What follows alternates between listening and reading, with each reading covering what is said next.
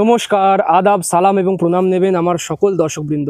আজকের এই একটা ভিডিও আপনাদেরকে আমি আলু চাষে মাটি তৈরির সময় কি আপনারা জিনিসকে লক্ষ্য রাখবেন, কোন কোন আপনারা ফার্টিলাইজার বা কোন কোন নিউট্রিয়েন্টসের ব্যবহার আপনারা করবেন যাতে করে ফলনটা সর্বাধিক হয়। আপনারা নিশ্চয়ই লক্ষ্য করে দেখেছেন একই জায়গায় একই জমিতে পাশাপাশি দুজনের আলুর ফলনে পার্থক্য, যদিও তার মাটি একই, বীজ একই, চাপানও তারা একই ব্যবহার করেছে, তার সত্ত্বেও কিন্তু এই যে একটা ফলনে পার্থক্য হয় সেইটা কেন হয় বা সে কি ব্যবহার করেছে যেটা হয়তো আপনি স্বচক্ষে দেখতে পাননি বা দেখেননি। বেশ কিছু উপাদান এমন রয়েছে যেগুলো আলুর জন্য একদম 100% আলুর জন্য সেগুলো লাগবেই। আর সেটা যদি আপনার মাটিতে তার ঘাটতি থাকে বা তার অভাব থাকে, আলুর ফলন ভালো হবে না, আলু কিন্তু সাইজ ভালো হবে না, আলুর ওভারঅল আপনার কোয়ালিটি কিন্তু খুবই খারাপ হবে। তাই আজকের ভিডিওটা সম্পূর্ণটা দেখবেন। আপনারা যারা আলুর চাষ এই বছর করছেন বা করবেন ভাবছেন, মাটি তৈরি করেছেন বা অনেকে হয়তো লাগিয়েও ফেলেছেন, তো তাদের জন্য আজকের এই ভিডিওটা। যে মাটি তৈরি বলছি বলে যে আমি যে উপাদানগুলো বলবো সেগুলো শুধু মাটিতেই দিতে হবে বা মাটি তৈরির সময় দিতে হবে, পরে দেওয়া যাবে না, এমনটা কিন্তু নয়। আপনি পরেও ব্যবহার করতে পারবেন, মানে গাছে যখন আপনি গোড়ায় গোড়ায় মাটি দিচ্ছেন সেই সময় আপনি সেই উপাদানগুলো ব্যবহার করতে পারবেন। তাই ভিডিওটা সকলের জন্যই, সম্পূর্ণটা অনুগ্রহ করে দেখবেন। ভালো লাগলে চাষি বন্ধুদের মধ্যে শেয়ার করবেন। ইনফরমেটিভ অনেকটাই রয়েছে, ভিডিওটা খুবই মনোযোগ সহকারে দেখবেন। আসুন শুরু করি। চ্যানেলে নতুন হলে সাবস্ক্রাইব করবেন, ভালো লাগলে লাইক করবেন। চাষি ভাই, একবার বুকে হাত দিয়ে বলুন তো সত্যি করে যে আপনি কোনো দিন আলু চাষে ওই নাইট্রোজেন, সুপার ফসফেট এবং পটাশিয়াম এই তিনটে ছাড়া, অর্থাৎ NPK 10-26-26 অথবা NPK জাতীয় সার ছাড়া আর কি কোনো কিছু মিশিয়েছেন বা কিছু ব্যবহার করেছেন আজ অবধি জমিতে? আমি যদ্দূর ভাবছি বা আমার যদ্দূর মনে হয় রয়েছেন, তারা এই সারগুলো ছাড়া বা NPK জাতীয় সার ছাড়া অন্য কিছু আলুতে তারা ব্যবহার করেন না। তো আজকে এই সারগুলো ব্যবহারের সাথে সাথে এমন কিছু উপাদান রয়েছে যেগুলো আমাদের এদিকে বেশ কিছু চাষি ব্যবহার করে। তাদের আলুর ফলন যদি নর্মালি আপনি কলম্বো বলেন 150-160 বস্তা অব্দি আলু হয়, এবং চন্দ্রমুখী 110-120 বা অন্যান্য জ্যোতি আলুরও কিন্তু 140 বস্তা অব্দি ফলন হয়। আপনারা, আমি জানি অনেকেরই বিশ্বাস হবে না, কারণ এমন অনেক জায়গা আছে যেখানে 80-100 বস্তার বেশি ফলন কিন্তু ফলানো সম্ভব হয় না।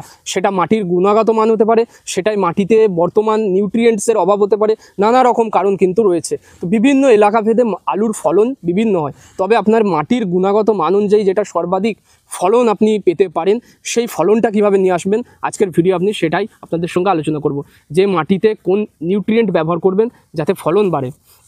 চাষি বন্ধু দেখুন, আপনারা যারা ধান কেটেছেন, এই রিসেন্ট হয়তো ধান কেটেছেন, ধান কেটে এবারে ধানের জমিতে চাষ দিয়ে আলু লাগাবেন, তো তারা মাটি তৈরি করছেন। মাটি তৈরি করার সময় যদি আপনারা ধান চাষের পূর্বে কাদায় বা ধান চাষের আগে কোনোভাবে এই 1 থেকে 2 বছরের মধ্যে চুন ব্যবহার করে থাকেন, চুনের মধ্যে আছে ক্যালসিয়াম কার্বনেট বা ক্যালসিয়াম বাইকার্বনেট। তো বিভিন্ন দু ধরনের আমরা কিন্তু ব্যবহার করে থাকি, একটা জলে ভিজিয়ে বা একটা শুকনোয় আমরা কিন্তু ছড়িয়ে দিই। তো যারা ক্যালসিয়াম ব্যবহার করেছেন 2 বছরের মধ্যে, বা হয়তো ধানের আগে দিয়েছেন, বা আপনার ক্যালসিয়াম হয়তো 2 বছর আগে ছড়িয়েছেন, তো তাদেরকে কিন্তু কোনো রকম এখানে ক্যালসিয়াম দিতে হচ্ছে না। কারা দেবেন? যারা ধানের আগে কোনো ক্যালসিয়াম বা চুন জমিতে ছড়াননি, বা বছর 2 হয়ে গেল কোনো চুন দেননি, ভরপুর মাত্রায় আপনি চাষ করছেন, রাসায়নিক সার দিচ্ছেন, আপনি NPK সার দিচ্ছেন, ব্যবহার করছেন, এর ফলে মাটিটা কিন্তু আমলিক হয়ে গেছে। এই সময় আপনাকে ব্যবহার করতে হবে এই মাটির যে আমলিক যে ভাবটা, এই অম্লত্বটাকে কমানোর জন্য আমাদের কি করতে হবে? ধরুন মাটির অম্লত্ব এখানে রয়েছে, আপনার জমির যে নিউট্রাল ভাব সেটা এখানে, তো আপনাকে উপর থেকে কিন্তু এই অম্লত্ব ভাবটা কমানোর জন্য আপনাকে ক্ষারীয় জাতের কোনো কিছু ব্যবহার করতে হবে। তার মধ্যে প্রধান হচ্ছে চুন, যার মধ্যে ক্যালসিয়াম বাইকার্বনেট বা ক্যালসিয়াম কার্বনেট রয়েছে। তো চুন যখনই ব্যবহার করবেন এই অম্লত্বটা কিন্তু একদম নিউট্রাল হয়ে যাবে, আপনার মাটি চাষের জন্য একদম দারুণভাবে উপযুক্ত হয়ে যাবে। তো চুন আপনার বা ক্যালসিয়াম মাটিতেও যেমন অম্লত্বটাকে কমাতে সাহায্য করে, মাটির যে নিউট্রাল ভাবটা নিয়ে আসে, তার সঙ্গে সঙ্গে এই ক্যালসিয়াম কিন্তু গাছের আলুর চাষে, আলুর যে গাছ বা আলুর এর যে নিউট্রিয়েন্ট যে ডেফিসিয়েন্সি সেটাকেও কমায়। আলুতে যে রিকোয়ারমেন্টগুলো থাকে, যে নিউট্রিয়েন্টসের প্রয়োজনগুলো থাকে, তার মধ্যে অন্যতম হচ্ছে এই ক্যালসিয়াম, আমরা যেটা কোনো দিনই ব্যবহার করি না। আপনারা যারা আলু লাগিয়ে ফেলেছেন তারা কি করবেন? তাদের তো আর উপর থেকে চুন দেওয়ার কোনো ব্যবস্থা নেই, তো তারা কি করবেন? তারা কিন্তু ক্যালবর পাওয়া যায়, দেখবেন টাটার ক্যালবর, সেখানে ক্যালসিয়ামের সঙ্গে সঙ্গে সালফার রয়েছে, আর এছাড়াও বোরন রয়েছে, এছাড়াও মাইক্রো নিউট্রিয়েন্ট কিছু ক্ষেত্রে কিন্তু রয়েছে। তাই আপনারা যদি ক্যালবর ব্যবহার করেন সেটা ব্যবহার করবেন যখন গাছের গোড়ায় গোড়ায় মাটি দিচ্ছেন, মাঝার মাটি করছেন, বা হয়তো উপর থেকে যখন চাপান দিচ্ছেন তার সঙ্গে বিঘায় কিন্তু আপনারা এই ক্যালবরটা ব্যবহার করবেন। যারা আপনারা মাটি তৈরি করছেন, এখনও আলু বসাননি, এই মাটিতে যখন চাপান ছড়াচ্ছেন সেই সঙ্গে আপনারা কি করতে পারেন, তার ঠিক লাস্ট যখন আপনি আলু যখন বসাবেন তার ঠিক 15 দিন আগে এই চুনটা ছড়াবেন। বিঘা প্রতি কিন্তু 15 কেজি ম্যাক্সিমাম, 15 কেজি ছড়ালেই কিন্তু এনাফ। যারা হয়তো 2 বছর আগে ছড়িয়েছেন বা রেগুলার যারা ছড়ান তারা কিন্তু 10 কেজির একটা প্যাকেট পাওয়া যায়, 10 কেজি চুন ছড়িয়ে দেবেন এনাফ। যদি চুন না ছড়াতে পারেন, এই ক্যালবর কি করবেন, মাটির সঙ্গে মানে ছড়িয়ে দেবেন, মাটি তৈরির সময় বা চাপানের সঙ্গে মিশিয়ে জমিতে ছড়াবেন এবং তারপরে আলুটা লাগাবেন। যেমন হচ্ছে ম্যাক্রো বলতে কি না, নাইট্রোজেন, ফসফেট এবং পটাশিয়াম, তিনটা আমরা কোথায় পাচ্ছি, তিনটা আমরা পাচ্ছি NPK, nitrogen, phosphate, potassium. NPK সার আমরা ব্যবহার করি 10-26-26 অথবা 14-35-14 অথবা ডিএপির সঙ্গে আমরা পটাশ মিশিয়ে জমিতে ছড়াই। বা আমরা কি করি, নাইট্রোজেন মানে হচ্ছে urea, super phosphate, single super phosphate নিই এবং তার সঙ্গে পটাশ মিশিয়ে আমরা জমিতে ছড়াই। তো নানা রকম আমাদের এখানে কিন্তু চল রয়েছে, নানা রকম আমরা মানে উপাদান মিশিয়ে এনপিকে সুষ্ঠু মিশ্রণ আমরা তৈরি করে জমিতে ছড়াই। তো এর সঙ্গে আমরা কি করব, অবশ্যই যদি আমরা চুন দিতে না পারি ক্যালবর মেশাবো। ক্যালবর মেশালে কিন্তু সমস্ত যে ঘাটতি বা নিউট্রিয়েন্টের যেটা রিকোয়ারমেন্ট সমস্তটা পূরণ হয়ে যাবে, কারণ এর মধ্যে সমস্ত কিছুই রয়েছে। তো এখন কথা হচ্ছে আমরা এই যে ক্যালবর ব্যবহার করব, এটা বিঘায় কতটা দেবো। আমরা 33 শতক বিঘা যাদের, তারা ব্যবহার করব 1 বিঘা পরিমাণ জমিতে 4 থেকে 5 কেজি। আর 1 একর জমির যদি ডোজ বলি সেটা হচ্ছে 10 কিলো। 1 একর মানে আড়াই বিঘা জমিতে 10 কেজি কিন্তু আপনাকে দিতে হবে, যদি আপনি 3 বছর কোনো রকম এখানে চুন, সালফার, ম্যাগনেসিয়াম এগুলো ব্যবহার না করে থাকেন। তো এখানে এই যে ক্যালবরের কথা আমি বারবার বলছি, ক্যালবরের মধ্যে 5টা উপাদান রয়েছে, সালফার, ম্যাগনেসিয়াম, পটাশিয়াম, বোরন এবং কিন্তু ক্যালসিয়াম। এই যে উপাদানগুলো রয়েছে, এই উপাদানগুলো কিন্তু আলুর জন্য একদম পারফেক্ট, আলুর জন্য এগুলো লাগবেই একদম। মানে আমি কি বলবো, এগুলো হচ্ছে আলুর জন্য একদম মানে 100% রিকোয়ারমেন্ট রয়েছে। এর কোনো একটা মিসিং হলে আলুর কোয়ালিটিতে সেটা আপনি ফারাক দেখতে পাবেন, ফলনে ফারাক দেখতে পাবেন। তাই আলাদা করে ম্যাগনেসিয়াম কি করে, আপনার গাছের পাতার রঙটা ঠিক রাখে, গাছের পাতা রং সবুজ করতে সাহায্য করে।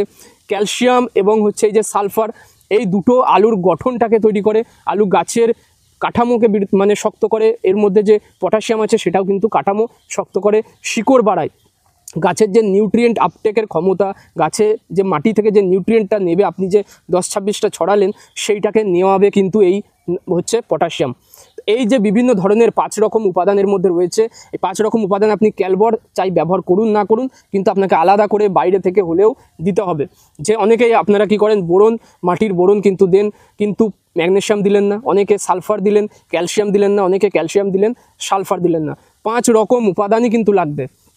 তার সঙ্গে আপনারা অনেকেই একটা প্রশ্ন করছেন যে এই যে 10-26-26 বা ডিএপি প্লাস পটাশ, এটা কি মানে আমরা কতটা পরিমাণ ডোজে ব্যবহার করব। দেখুন, আমাদের বর্ধমান জেলা, পূর্ব বর্ধমান জেলার পরিপ্রেক্ষিতে যদি বলি, আমাদের এখানে 150 কেজি থেকে শুরু করে কিন্তু 175 কেজি অবধি 10-26-26 ব্যবহার করা হয় প্রতি 1 বিঘা পরিমাণ জমিতে। 40 শতকের জমিতে যদি 33 শতক জমি হয় 3 বস্তা অর্থাৎ 150 কেজি, যদি 40 শতক বিঘা হয় 3.5 বস্তা অর্থাৎ প্রায় 175 কেজি 10-26 ব্যবহার করা হয়। বাঁকুড়ার এমন অনেক জায়গা আছে যেখানে 2 বস্তা ব্যবহার করা হয় অর্থাৎ 100 কেজি ব্যবহার করা হয়। উত্তরবঙ্গের বেশিরভাগ জায়গাতেই কিন্তু খুব কমই ব্যবহার করা হয়, 2 থেকে 2.5 বস্তা ব্যবহার করা হয়। ম্যাক্সিমাম আমাদের এই বর্ধমান জেলাতেই ভরপুর মাত্রায় কিন্তু এই 10-26 ব্যবহার করা হয়, বর্ধমান এবং হুগলি এই এলাকাগুলো। এবং এই এলাকাগুলোর ফলন শুনলে আপনি চমকে যাবেন, 150 বস্তা 140 বস্তা অবধি কিন্তু আলুর ফলন দেখা যায় এখানে কিন্তু 1 বিঘা পরিমাণ জমিতে। তাহলে বুঝতে পারছেন, চাপান একটু বেশি দিলে যেমন সেটা ফলন বাড়াবে, সেটা কিন্তু মাটির ক্ষতি সাধনও করবে। তাই আপনারা যারা এখনও মাটি তৈরি করেননি, এখনও চাষ দেননি, তারা অবশ্যই মাটিতে কোনো জৈব সার অর্থাৎ পচানো পুরনো গোবর সার অথবা খোল অথবা কিন্তু মুরগির বিষ্ঠা অথবা কিন্তু ছাই দিলেও কিন্তু অনেকটা সেখানে ছাইয়ের মধ্যে রয়েছে কার্বন, সে কার্বনটা কিন্তু মাটিতে একটা জৈবের মতো কাজ করে। সেহেতু আপনারা প্রতি বিঘা পরিমাণ জমিতে 1 ট্রাক্টর কিন্তু পচানো গোবর সার দেওয়ার চেষ্টা করবেন। তাহলে কি হবে, আপনি যেখানে 175 কেজি চাপান ব্যবহার করছেন সেটা আপনি 130 কেজি নিয়ে আসুন, 40 থেকে 45 কেজি কমিয়ে ফেলুন। 1 ট্রাক্টর গোবর সার ব্যবহার করুন এবং তারপরে আলু লাগান। ফলন যখন আপনার হবে, আপনি আমাকে এসে কমেন্টে জানাবেন যে কত ভালো ফলন আপনার হয়েছে বা কত বেশি হয়েছে। চাপান কম দেবেন কিন্তু তবুও ফলন বাড়বে, কারণ হচ্ছে আপনি জৈব সার ব্যবহার করেছেন। জৈব সার আপনারা খোল ব্যবহার করলে বিঘা পিছু কিন্তু 1 বস্তা খোল ব্যবহার করবেন, মিনিমাম 1 বস্তা। মুরগির বিষ্ঠা ব্যবহার করলেও কিন্তু 1 ট্রলি ব্যবহার করবেন। অ্যাট্রাক্টর। তো এই হচ্ছে জৈব সারের ব্যাপার। আর জৈব সার যারা ব্যবহার করছেন না তাদেরকে ওই যে চাপানের মাত্রা বললাম সেটা দিতেই হবে, কারণ আপনার আলু যে আপনি 140 বস্তা তুলবেন সেখানে কিন্তু নিউট্রিয়েন্ট বা সেখানে চাপানের কিন্তু বিরাট একটা চাহিদা রয়েছে, সেটা পূরণ করতেই হবে। তাই অবশ্যই জৈব সার এবং তার সঙ্গে সঙ্গে এই রাসায়নিক সার দুটোর মিশ্রণে, মানে একসাথে মিশিয়ে ব্যবহার করতে বলছি না, আপনি জৈব সার দিচ্ছেন আবার মাটি তৈরির সময় রাসায়নিক সারও দিচ্ছেন, রাসায়নিক ওষুধও ব্যবহার করছেন। এই যে একটা হাইব্রিড মডেল, এই মডেলে চাষ করলেই কিন্তু সবচেয়ে ভালো ফলন আমাদের এখানে দেখতে পাওয়া যাচ্ছে। আপনার ওখানে কত কেজি চাপান ব্যবহার করা হয়, কত কেজি 10-26 ব্যবহার করা হয় সেটা একটু জানাবেন। অনেকেই কিন্তু একটা কনফিউশনে রয়েছেন যে আমরা এই 10-26 পাচ্ছি না বা মার্কেটে দাম বেশি, আমরা কি ডিএপি এবং পটাশ মিশিয়ে ব্যবহার করতে পারবো? তো সেটা আপনারা নিশ্চয়ই পারবেন। 10-26-26-এর মধ্যে যে অনুপাতটা বা যে পার্সেন্টেজটা রয়েছে সেই পার্সেন্টেজ হিসেব করে আপনারা ব্যবহার করবেন। আমি যেটা এক বছর ব্যবহার করেছিলাম হচ্ছে 2 বস্তা ডিএপির সঙ্গে 1 বস্তা পটাশ, এইভাবে মিশিয়ে ব্যবহার করেছিলাম। 10-26-26-এর সমান কিন্তু রেজাল্ট বা সমান আমি কিন্তু কাজ পেয়েছিলাম। তো আপনারা অনেকেই সিঙ্গেল সুপার ফসফেট ব্যবহার করছেন, তো আপনারা সিঙ্গেল সুপার ফসফেট যারা দিচ্ছেন তারা কিন্তু আমাদের বর্ধমানের বেসিসে বলছি 2 বস্তা সিঙ্গেল সুপার ফসফেট, ইউরিয়াটা নিচেই দিতেও পারেন, নাও দিতে পারেন, উপরে ছড়াতে পারেন গাছ বেরোনোর পরে। আমি রিকমেন্ড করবো আপনারা কিছুটা হলেও 1 বস্তা হলেও নিচেই দিন এবং 1 বস্তা পরিমাণ কিন্তু বিঘায় পটাশিয়াম দিন। দেওয়ার পরে চাষ করুন, চাষ করার পরে রেজাল্ট আমাকে কিন্তু এসে জানাবেন। এই যে চাপানের ব্যবস্থাপনাটা বললাম, এতে করে কিন্তু মাটির একটা ক্ষতি সাধন কিন্তু অবশ্যই হচ্ছে। অবশ্যই আপনারা মাটি পরীক্ষা করিয়ে চাপানের মাত্রাগুলো দেওয়ার চেষ্টা করবেন, না পারলে তখন আমি যেটা বলছি সেইভাবে কিন্তু করার চেষ্টা করবেন। অবশ্যই জৈব সার যদি ব্যবহার করেন, মাটিতে রাসায়নিক সার ব্যবহারের জন্য যে ক্ষতিটা হলো, মাটির যে নিজস্ব গঠনশৈলীতে যে ক্ষতিটা করলেন সেটা কিন্তু অনেকটা মেকআপ হয়ে যায়। তাই হাইব্রিড মডেলে করুন, জৈব এবং রাসায়নিক মিশিয়ে করুন, তাহলে বেটার ফলন পাবেন। মাটি বেশি দিন ফার্টাইল থাকবে, বেশি দিন উর্বর থাকবে, দীর্ঘদিন ব্যাপী একটা জমিতে আপনি আলুর চাষ করতে পারবেন।